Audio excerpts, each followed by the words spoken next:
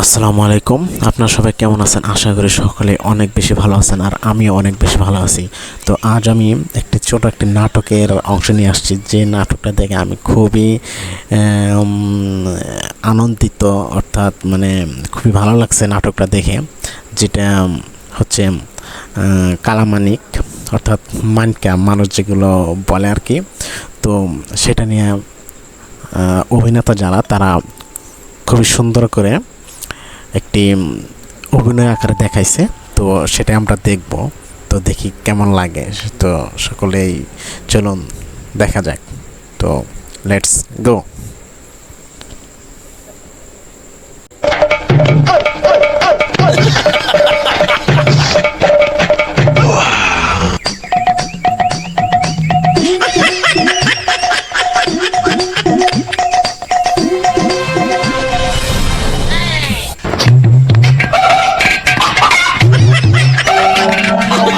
আরে এইটা আবার খিডা? এই বর্ডার এরিয়ায় কলার পাতা নাইছে শুয়ে রইছে। ওটার উঠাও দি খিড়াও। এই রে শুয়ে আছে মানিক্কা। কি এটা? আমি এখন কোথায়? আচ্ছা, তাহলে দেখি তাহলে কি হয়। সবা বর্ডারে বিজেপি রাতে ধরা খাইছিস তুই কিডা? বিজেপি? তুই খিডা? আমি মানিক, আমি বিচারপতি মানিক। কি কি কি? ও তুই সেই বিচারপতি মানিক কে, যে সারা দেশে সবাইরে রাজাকার কও? এই সব এখন বাদ দাও, ওকে আগে অ্যারেস্ট করো। অ্যারেস্ট করে নিয়ে চলো, তারপর পরে কথা হবে। না, ওকে গ্রেফতার করো।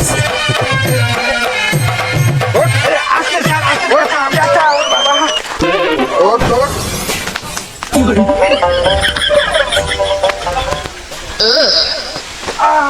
বিচারপতি মানিক।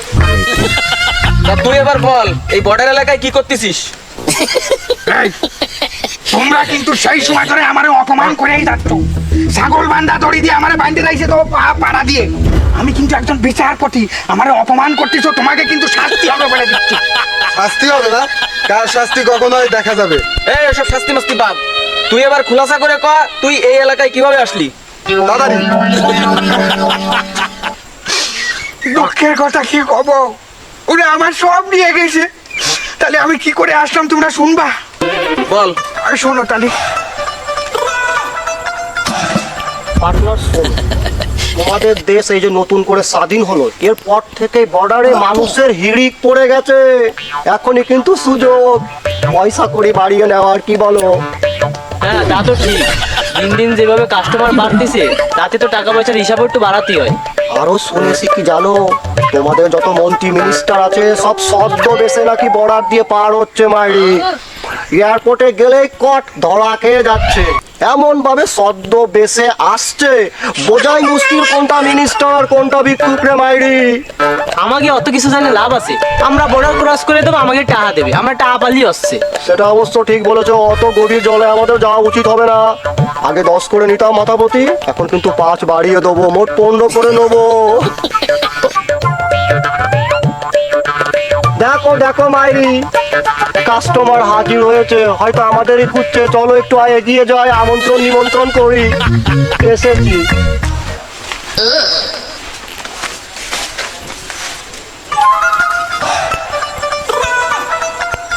মশাই, কাউকে খুঁজছেন নাকি? না মানে আমি কাশেম সাহেবরে খোঁজ দিলাম। শুনেছো পার্টনার, কাসেম সাহেব হয়েছে। যাক, লোকজন সম্মান টম্মান দিচ্ছে, ভালো কথা। মশাই, আমি সেই কাসেম, বলুন আপনার কি কেস? কেস মানে? না না, আমার নামে কোনো কেস টেস নেই। আরে মিয়া, আপনার কেস দিয়ে আমরা কি করবো? আপনি যা কেন আছেন সেটা কন, আর আমাকে সন্ধান দিতে কি আপনার? ও আচ্ছা আচ্ছা, ওই আগে দলের একজন লোক আমার এই পর্যন্ত নিয়ে আসলো, আমি তোমাকে খুঁজছিলাম। ও আচ্ছা, বুঝতে পেরেছি, ওপার যাবে তাই তো? হ্যাঁ, ইন্ডিয়া যাবো। তা কত লাগবে? শুনুন, আমরা রেটটা একটু বাড়িয়েছি। আগে নিতাম 10 করে, এখন 5 বাড়িয়ে 15,000 করে নিচ্ছি। হ্যাঁ। ওরে পুনারও কেন, আমি তোমাকে 50,000 টাকা দেবো, কিন্তু আমারে আর আমার এই ব্যাগটারে সহি সালামতি ইন্ডিয়ায় পাঠাই দিতে হবে। দাদা মশাই, আপনি 30টা সেকেন্ড এখানে অপেক্ষা করুন, আপনার 1 মিনিটের মধ্যে পরামর্শ সেরে আবার ফেরত আসবো। চল তো একটু পরামর্শ করে আসছি। যা সালা, এটা কি মালদার পার্টি? লস করে ফেলেছি যে, আরো বেশি চাইতে হতো। সালা পোশাক দেখে বোঝার কোনো উপায় নেই, খয়রাতি না কোটিপতি। আরে ধুর পার্টনার, আমাকে এত ভাইবে লাভ আছে? আমরা ওনার কাছে 15 চাইছি, আমাকে 50 দিচ্ছে। আমরা ওনাকে বর্ডার পার করে দিয়েছি, চলেন। হ্যাঁ, এখনই সন্তুষ্ট থাকতে হবে, তাহলে আরো বেশি পাওয়া যেত। দাদা মশাই, অনেক কষ্ট দিয়ে ফেললাম। আসলে আমরা ওপাশে যে দুজন পরামর্শ করে দেখলাম, আপনি খুব সৎ লোক। আপনাকে একা রেখে ওপারে না পৌঁছে দিয়ে আমরা কিন্তু শান্ত হব না, এটা আমাদের দায়িত্ব পড়েছে। কিন্তু একটা শর্ত আছে দাদা, আপনাকে পৌঁছে দেওয়ার পরে যে 50,000 আমাদের দিতে চেয়েছেন, ওটা তো আমরা পাই, ওটা তো আমাদের হক। সাথে কিন্তু আমাদের দুজনকে বকশিস দিতে হবে আলাদা করে। বকশিস টকশিস কোনো ব্যাপার না, আমি তোমাকে খুশি করে দেবো। আমি আর আমার ব্যাগটারে খালি ইন্ডিয়ায় পাঠাই দেবো। কোনো সমস্যা নেই, ব্যাগটা আমার হেফাজতে। না না না, ব্যাগ আমি নিতে পারবো, কোনো সমস্যা নেই। কোনো সমস্যা নেই, তুমি ওপাশে যে ধরো পার্টনার, গার্ড দাও, হাত ধরো আর চলো চলো ওপারে পৌঁছে দিও।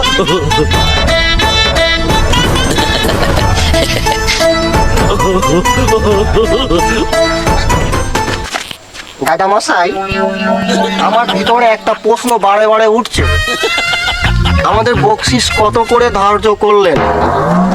আরে বাবা রে, তোমরা আমার খালি ইন্ডিয়ায় পার করে দাও, বকশিস কোনো ব্যাপার না। আমার এই ব্যাগের মধ্যে 10 লাখ টাকা আছে।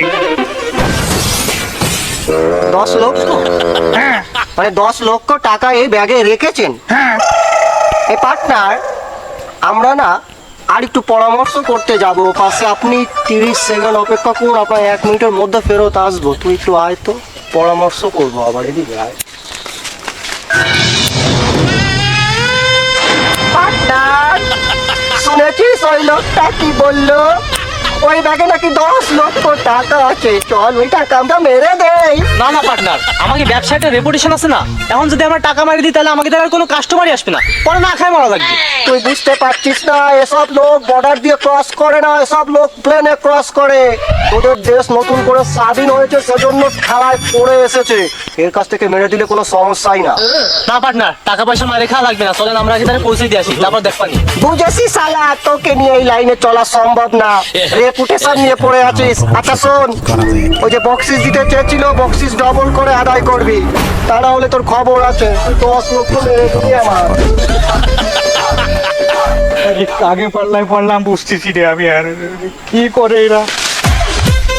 দাদা মশাই, আমরা ওপাশে 1 মিনিট পরামর্শ করে দেখলাম, আপনার 10 লক্ষ টাকার আপনাকে আমরা সেই সালামত ওপারে পৌঁছে দেবো। কিন্তু দাদা, যদি আমরা ব্যতীত অন্য কারো হাতে পড়তেন, তবে কিন্তু এই 10 লাখ টাকা তো মেরে দিত, আপনাকেও মেরে দিত। আচ্ছা দাদা, আপনার নাম কি, কোথা থেকে এসছেন? আমার নাম, আমি বিচারপতি মানিক। কি মানিক? আমাকে মানিক কিয়া? গাড়ি তো কই চিনা চিনা লাগে, কিন্তু এই খোসা খোসা পাকা দাড়ি জন্য চিনতে পারতিস না। এই, এই, আমি কথা বলো কেন? মানিক কে মানিক? আমি বিচারপতি মানিক। মানিক কে মানে?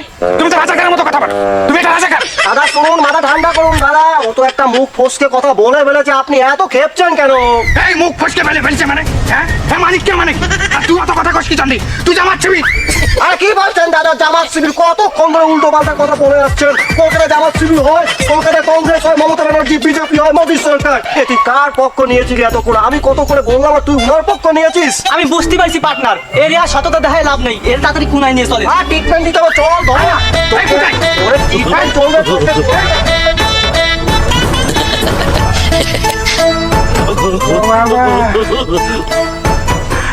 ওরে বাবা, চিড়ে পড়ে গেল, তুই খুলে দে। মাথা ঠান্ডা করুন মশাই।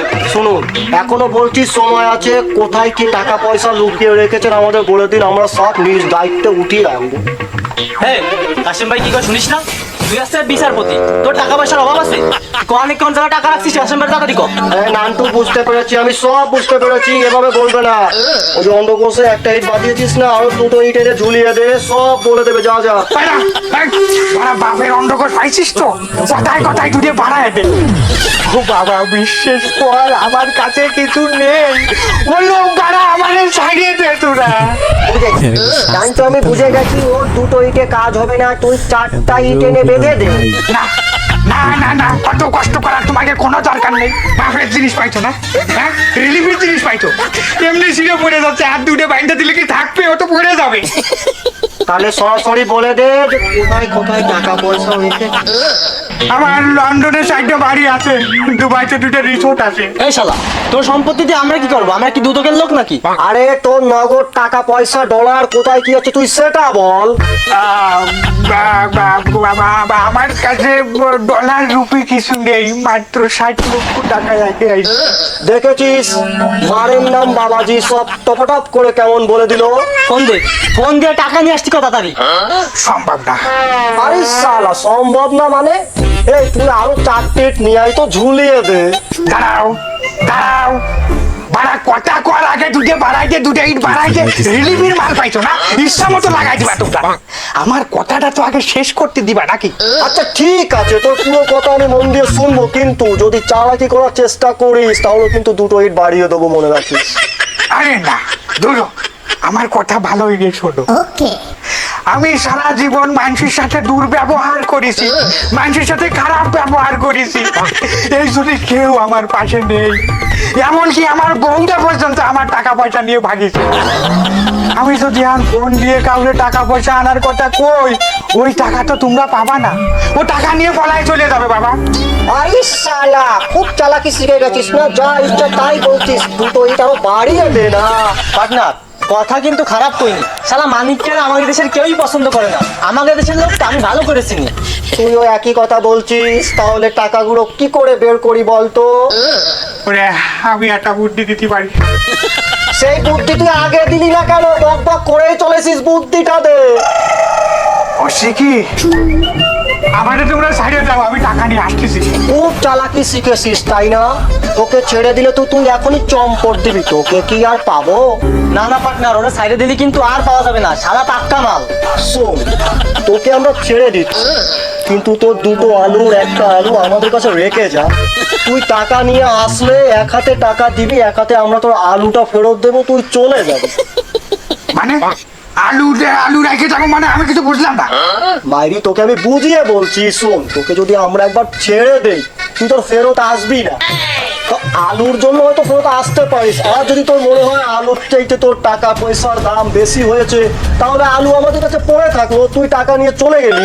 এই, না না না না না, এই সমস্ত কাজ তোরা করিস না, আমি টাকা দিয়ে আসতেছি, সত্যি কথা করছি। সঠিক ডিসিশন নিয়েছিস। এই আমি কেচি আর সেলাইয়ের মেশিন পত্র আনছি, তুই মালটাকে একটু খুলে বসিয়ে রাখ, ঝুলে এই রয়েছে না, এলাক্ষণ। এই শোন, আমি টাকা দিয়ে আসতেছি। না না না ওরে, আমি টাকা দিয়ে আসতেছি। আরে বাবা,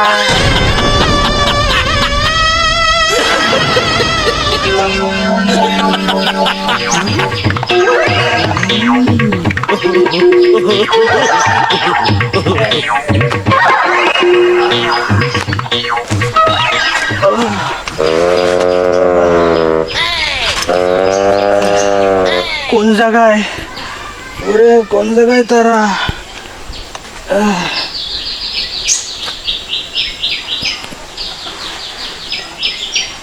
হ্যালো, হ্যালো, কে বলছো? আমি মানিক, বিচারপতি মানিক, টাকা নিয়ে আইছি। কোথায় এসেছো? হ্যাঁ আমি টাকা নিয়ে আইছি। কোথায় তোমরা, কোথায়? আমরা ঘরের ভিতরে আসি, এখনই বেরোচ্ছি, দাঁড়াও। ওই ঘরের সামনে ওই জায়গায় আমি দাঁড়ানো।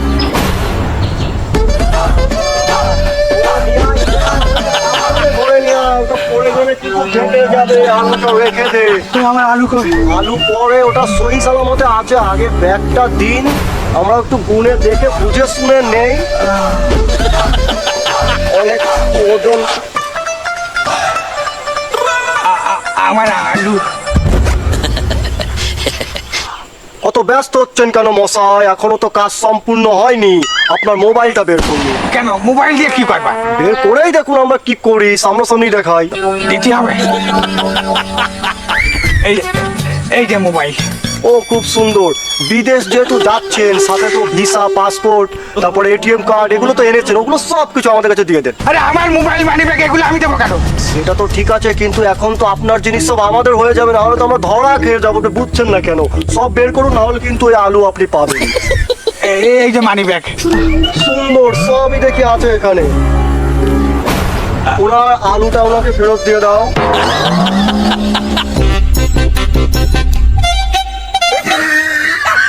পেয়েছেন তো, আবার পরে বলবেন না অন্য কিছু দিয়ে দিয়েছি। না না না, তাহলে এবার আর তোমরা আমার একটু ইন্ডিয়ায় ভালোই ভালোই পার করে দাও। কি বলছে মশাই, কি বলছে? মাথা নষ্ট হয়ে যাচ্ছে। তোমার মতো ক্রিমিনাল যদি আমরা ইন্ডিয়াতে ঠাই দেয়, ইন্ডিয়ার ক্ষতি হয়ে যাবে। একটাও দিয়ে দিচ্ছি। এক কাজ করো, তুমি বাংলাদেশে ফেরত যাও, ওখানে যে ধরা খাও, ওখানে আইন ব্যবস্থা আছে, শাস্তি দেবে তোমায়। যাও। এই কি কি কি কি করছো তোমরা? আমার মোবাইল মানি ব্যাগ টাকা পয়সা সব রাখি আন, তুমি আমার বাংলাদেশে চলে যাচ্ছি করছো মানে? এ তো দেখি সহজে শুনবে না, একে তো ট্রিটমেন্ট দিতে হবে। আচ্ছা শোনো, তোমাকে সহজে পৌঁছে দিচ্ছি, একটু হেল্প করছি, ধরো এটা। তুমি একটু ঘোরো। কেন? এদিক বাংলাদেশ ঘোরো, আগে দেখো তোমার এই লাঠি যদি আমি ওদিকে- শেষবারের মতো ঘোরো, উঠে বাংলাদেশ দেখো, দেখো দেখো দেখো বাংলাদেশ। দিতেছে এটা। এইভাবে ওরা আমার মাইরে দূরে সবকিছু কাইরে নিয়ে চলে গেছে। ও ওরা তো তাহলে 4-5 জন ছিল তাই না? না না না, ওরা মাত্র 2 জন ছিল, 2 জন। ওরা 2 জন মিলে আমারে ধৈর্য যে মাইকটা দিছে, আমার আলু খুলে রাখছে। প্রথমে আমার কাছে 10 লাখ টাকা ছিল, সেই 10 লাখ টাকা ওরা আমার কাছ থেকে নিছে। নেওয়ার পরে আমার আলু জিম্মি রাখিছে, জিম্মি রাখে কইছে যে তুই আরো 60 লাখ টাকা নিয়ে আয়, তা নাহলে তোর আলু ফেরত দেবো না। আমি বাড়িতে আমি যে জায়গায় টাকা রাখলাম ওই জায়গাতে টাকা আবার নিয়ে আসি। নিয়ে আসার পরে ওরা আমার টাকা নিছে, মোবাইল মানি ব্যাগ আমার পাসপোর্ট সব আটকায় রাখে, আমার পাশায় লাথি মারি আমার এই জায়গায় পাঠাই দিচ্ছে।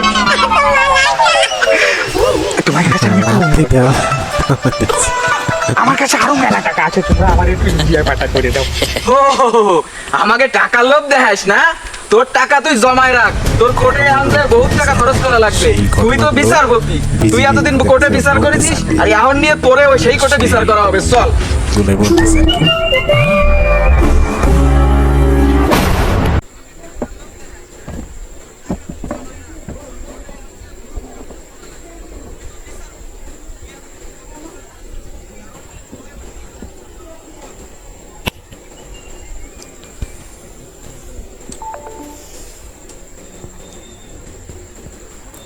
তো দেখলাম আসলে অভিনয় করার মাধ্যমে জিনিসটা বোঝাতে চাইছে যে কালামানিক বিচারপতি, প্রধান বিচারপতি যিনি ছিলেন, ওনার কিভাবে পলায়ন করার চেষ্টা করছিল।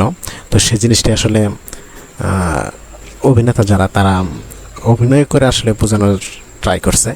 তো যাই হোক, আমার কাছে স্টোরিটা চলে, মোটামুটি ভালো লাগছে। তো আপনাদের কাছে কেমন লাগছে তো সেটা অবশ্যই কমেন্টের মধ্যে জানিয়ে দিন। আর এমন নতুন নতুন ভিডিও পাওয়ার জন্য অবশ্যই সাবস্ক্রাইব করতে হবে। তো আজ এ পর্যন্তই, আসসালামু আলাইকুম।